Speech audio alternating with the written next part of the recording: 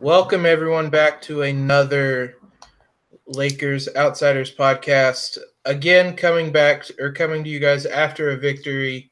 These are a lot more fun to get ready for after a Lakers win. Hani, you were tweeting from the account tonight.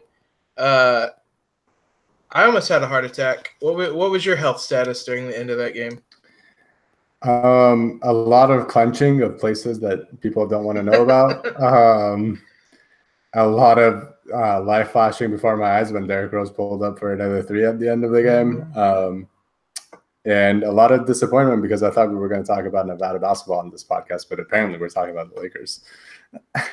Go Pack. You say that with a UCLA Bruins beanie on. Yeah, I never thought I'd see the day that I'd be terrified that Derrick Rose was open for a three, but I was terrified when Derrick Rose was open for a three. Thankfully, as I tweeted after the game or after that shot, better late than never for a regression to the mean, because tonight was absurd from Derrick Rose. The Timberwolves set a franchise record for made three-pointers. They were 20 of 40. Derrick Rose, who I should have looked up his career stat, career shooting average, is 7 of 9, and that includes a three he missed at the end. Hits a pair of ridiculous threes to even make this a game when it looked like the Lakers were pulling away late. Are you ready for his career number? No, I'm probably going to be annoyed.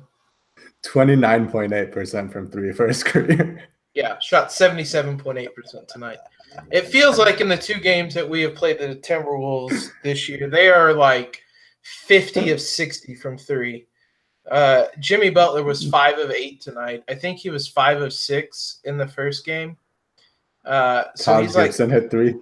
Yeah, Taj Gibson had hit 4 threes all year and hit 3 tonight. I was ready to be very annoyed that we were going to have to come on this podcast and say, well, it's a moral victory because we hung with a team that was shooting a franchise best, but thankfully the Lakers hang on.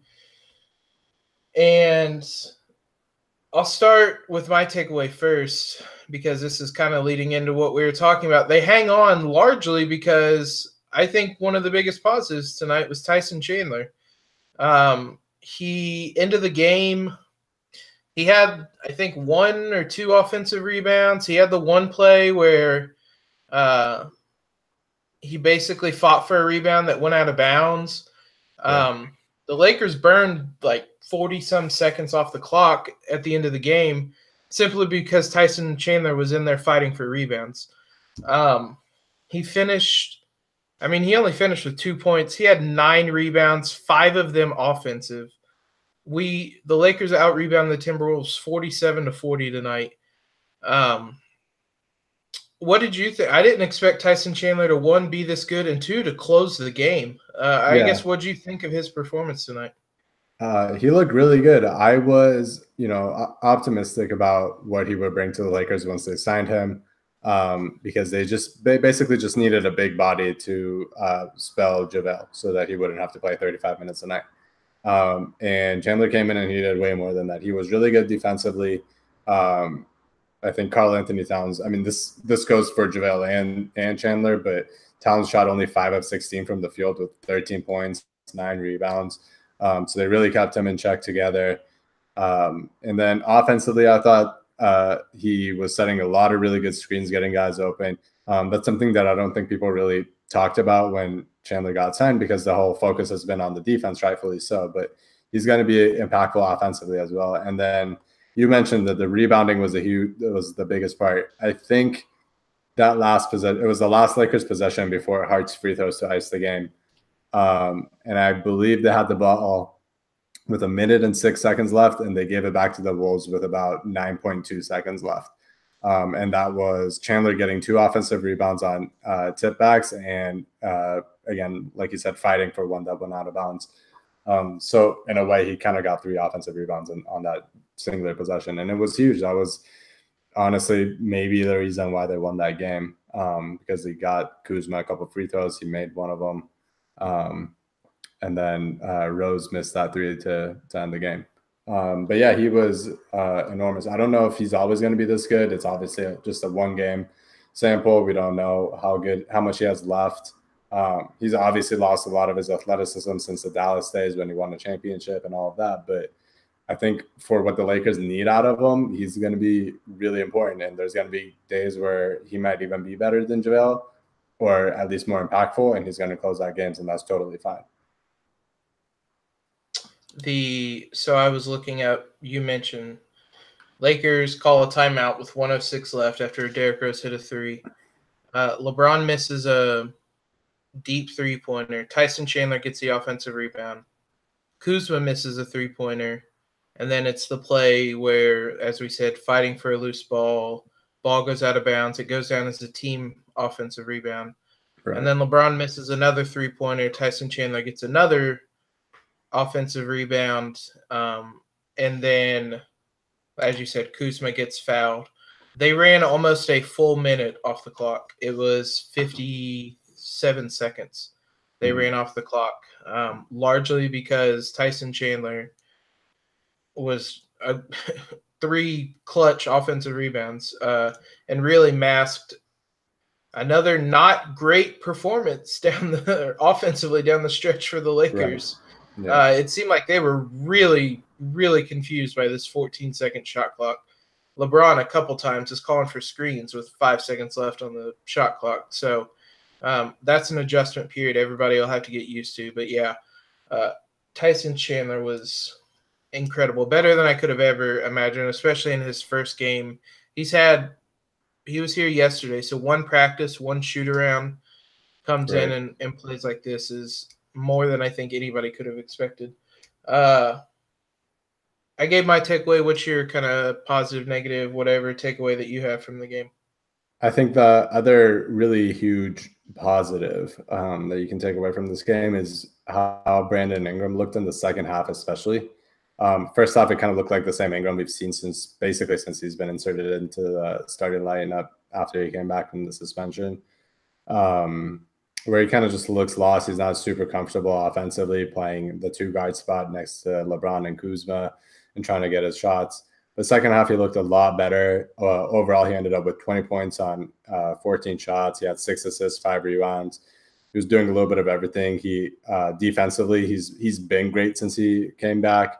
He had a steal and 2 blocks. I haven't looked it up, but anecdotally, it just seemed like he was giving Jimmy Butler a lot of fits. Even though, again, like you said, Butler shot really well from 3, but he wasn't really getting into the paint very often.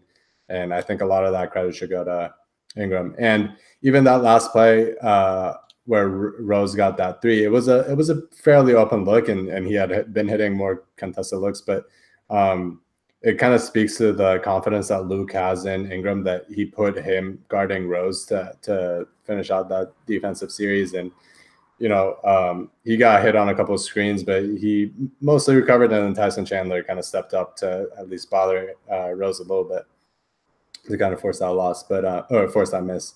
But yeah, Ingram he looked so much more comfortable in the second half, getting looks that he's good at making. He had a couple of catch and shoot threes that just looked pure, and he made both of them, and it was amazing. That's something that they're going to need him to do more often, especially when he's playing alongside LeBron. But yeah, there's been a lot of talk over the last few days about how he and LeBron don't really mesh well. And to an extent, that's true. And they haven't been very good together, Ingram especially. But, that second half kind of at least gives you a little bit of optimism of what that duo can do together based on their versatility. Ingram was incredible in the second half. He was iffy, I think, during stretches of the first half. But yeah, that second half tonight, and then I thought the fourth quarter, he was incredible. He had that, you mentioned his 3-point shooting. He had that 1-3 late where Rondo set him up for a 3-pointer that he just stepped into and buried in rhythm. It's one game and he hasn't done a lot of it, but if that somehow becomes a version of Ingram that we see going forward, holy cow. Yeah. He second half tonight, 109 offensive rating, 17.7 net rating. They don't have the matchup data for the Ingram Butler kind of matchup, but I mean, Ingram was the primary guy on Jimmy Butler, and in the second half tonight, Butler had an 86.4 offensive rating and a negative 23.2 net rating. So that would suggest that Ingram got the better of the matchup, which is certainly what the eye test seemed to suggest. Yeah, Ingram was immense tonight. I thought he really handled himself well against Butler, who torched the Lakers last time. So to see him step up, especially defensively, force Butler into some contested looks, that was just a really great performance from him. Couple other things worth noting. Josh Hart tonight, especially the first half, was incredible offensively and defensively, I thought. But particularly offensively, he was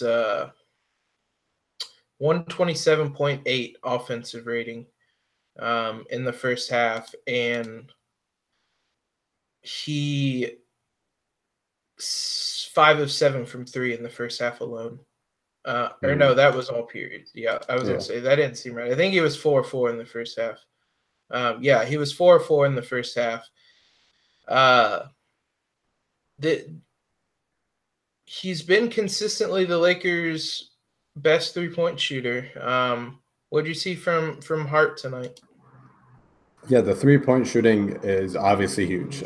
For a team that kind of lacks shooters in general, Hart has been, like you said, the most consistent one.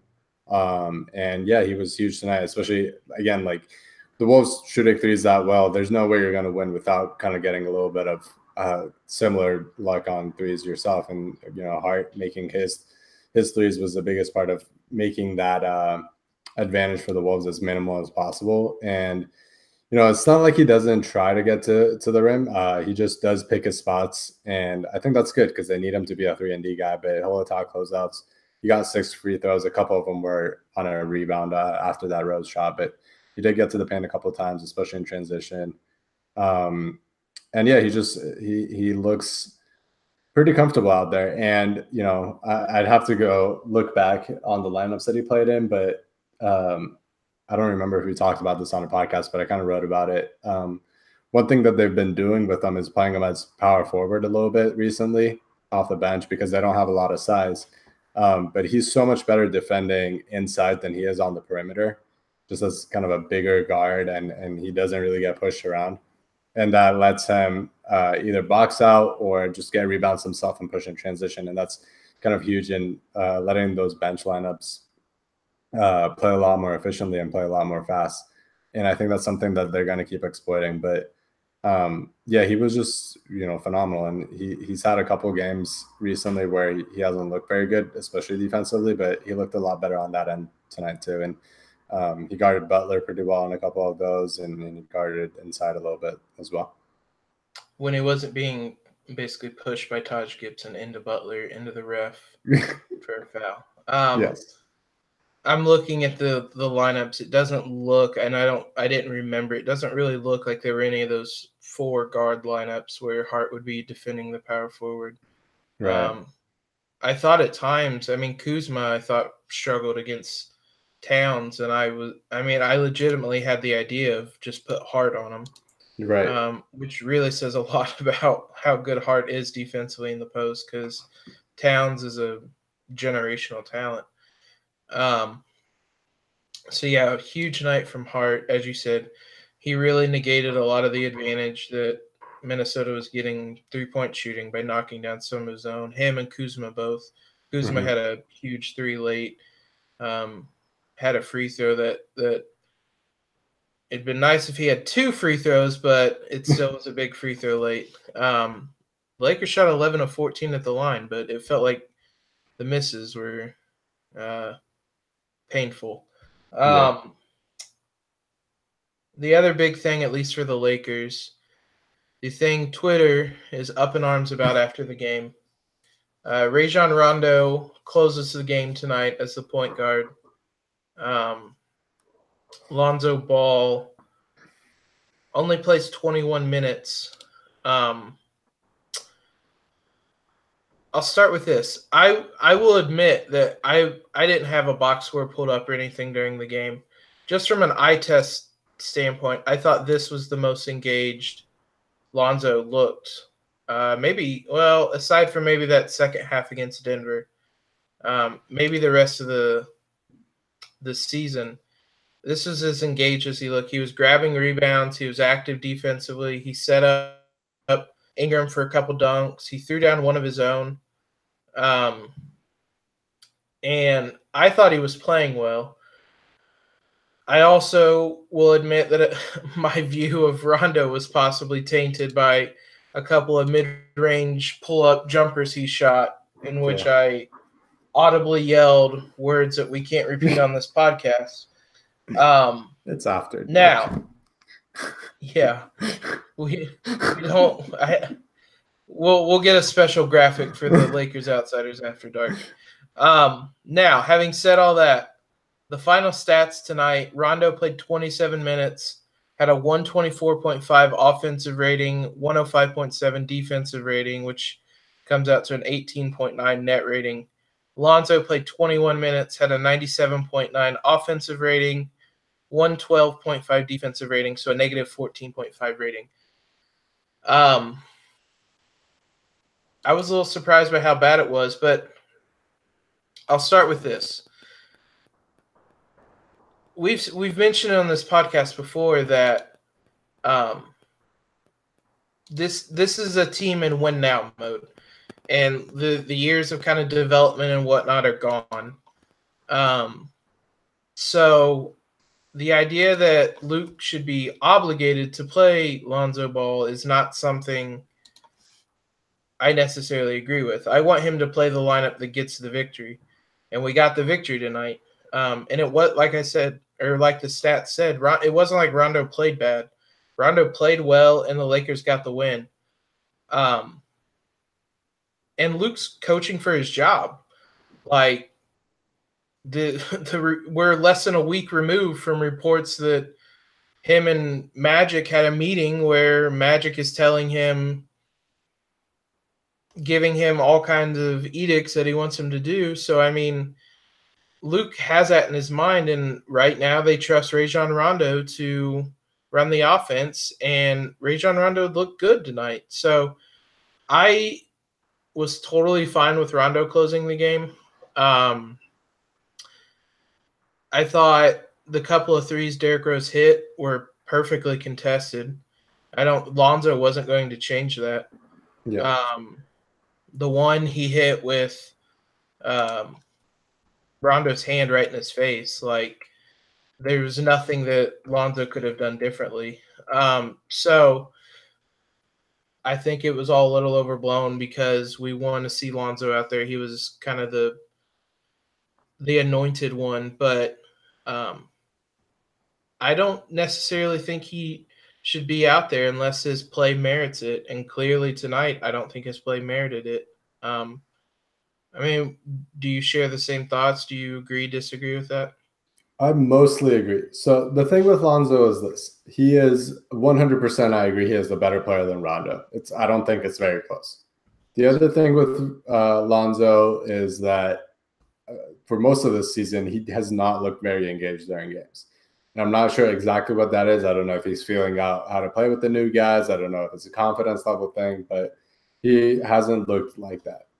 Tonight, I think again, statistically, it wasn't very good, but he, like you said, he had one of his better games in terms of just looking like, an engaged Lonzo, which is a really good player. And he showed that defensively, especially. He had 3 steals and countless other good possessions. And so, like, I think I have no problem with Luke not closing out with him because, you need a combination of offense and defense. If he's not going to be taking shots, if he's not going to be doing the right thing offensively, he's a liability on that end. So he shouldn't be playing. And Rondo, again, first half he was kind of abysmal. Second half he was a little bit better at just setting guys up.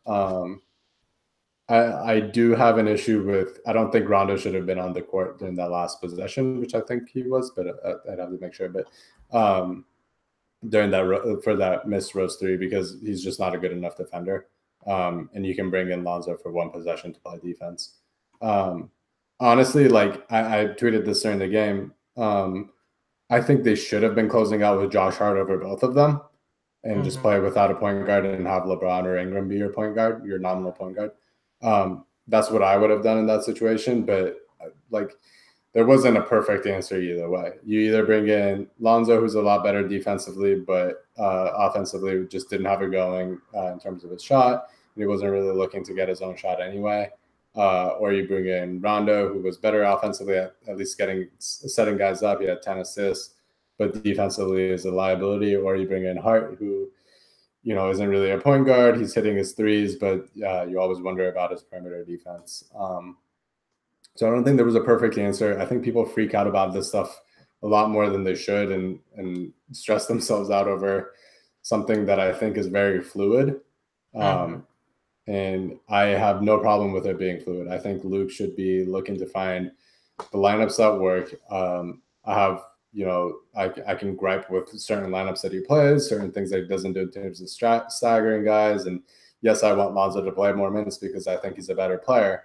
But I can't really fault him for going with Rondo over his stretch, especially after they got a win and he was kind of, you know, it's results oriented, and maybe that's not the right way to look at it, but results matter, and he got the result.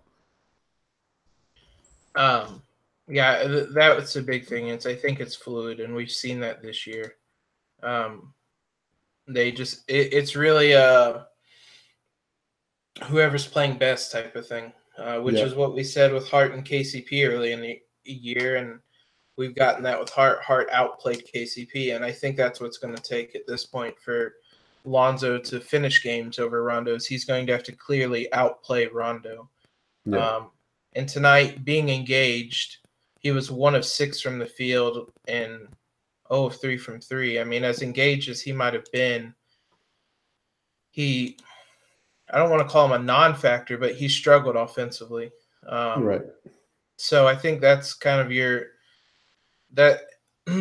I can't remember the exact words Walton used. I don't want to try to go find the call, but he said something to the effect of Rondo was being a true point guard or being a better point guard or something. So that's what they were looking for.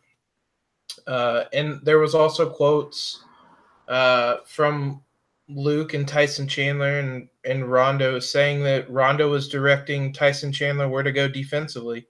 Right. And I think that played a big part in it as well.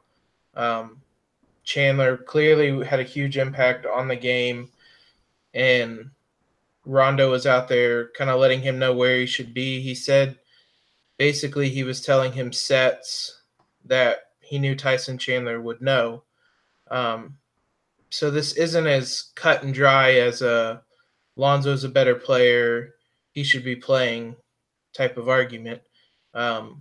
I think in the grand scheme of things, as a talent standpoint, I agree that Lonzo is better. He wasn't playing better tonight. Rondo was playing better. And especially with Chandler on the floor, Rondo helped the defense more in that regard. Right. So yeah, that's all I think we need to say on that. We're both in agreement. It could very, very easily this upcoming back-to-back, Lonzo could close both games.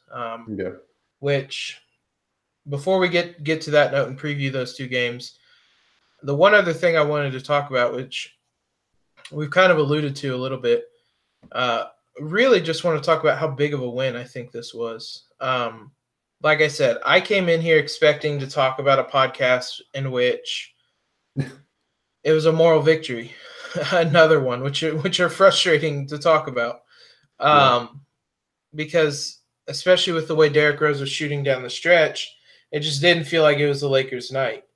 But this team hung on. Tyson Chandler, like we've mentioned, played a huge role in that.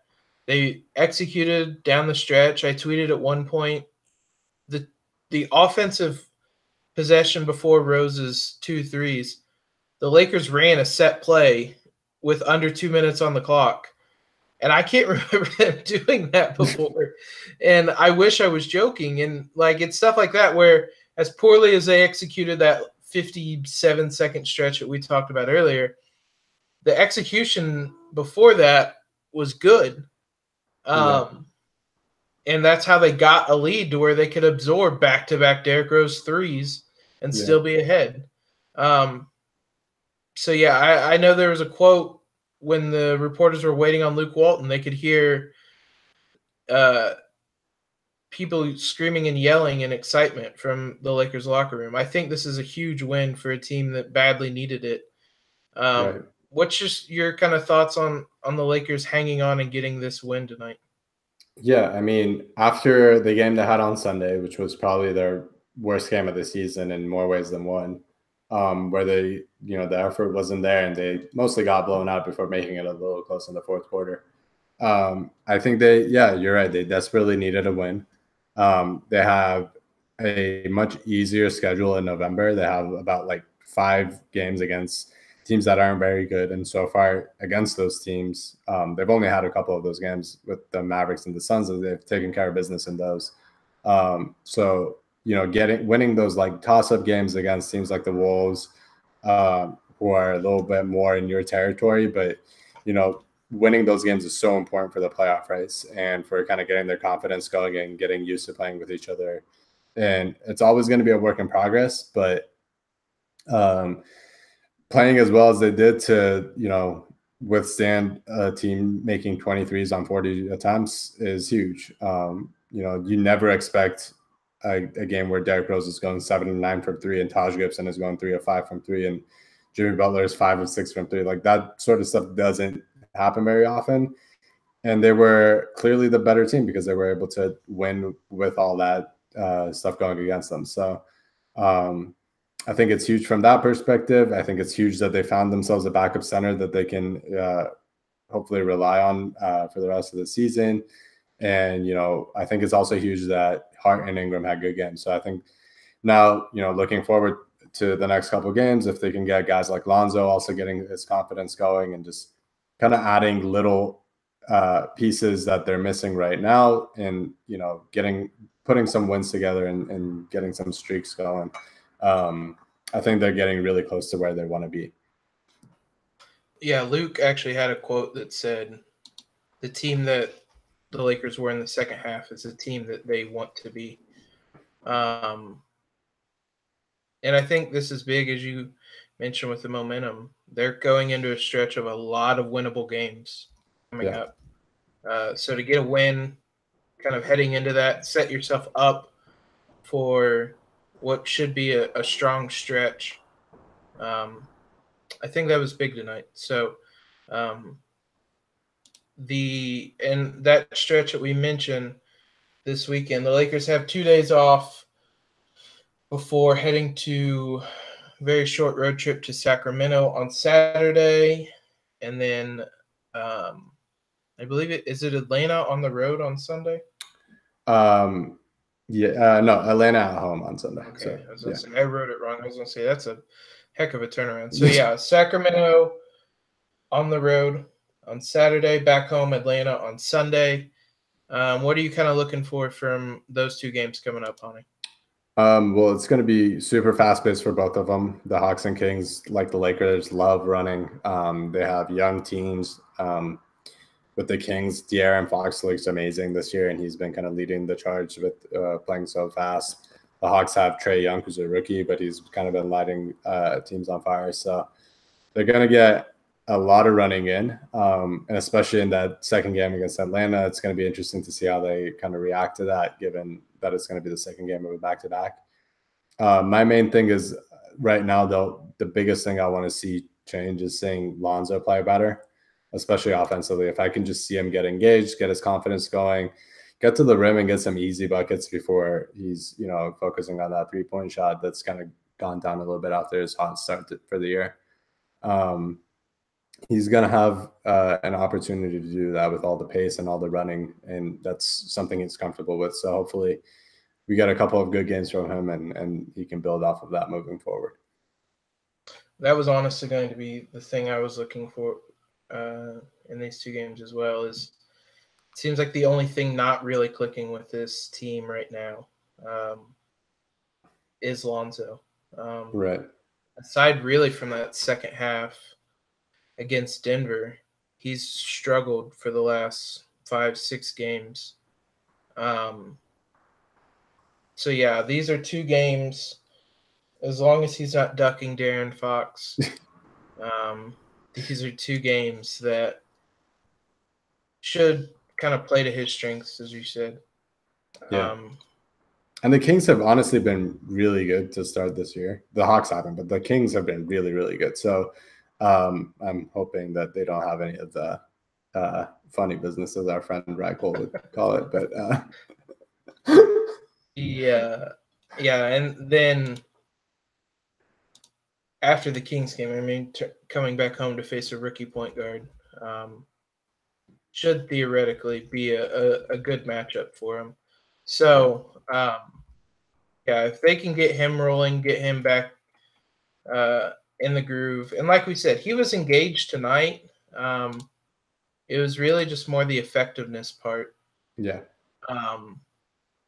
So if you can kind of merge the 2 of those together, get him engaged and executing, this team really could go on a run here that could really kind of turn around the start of this season.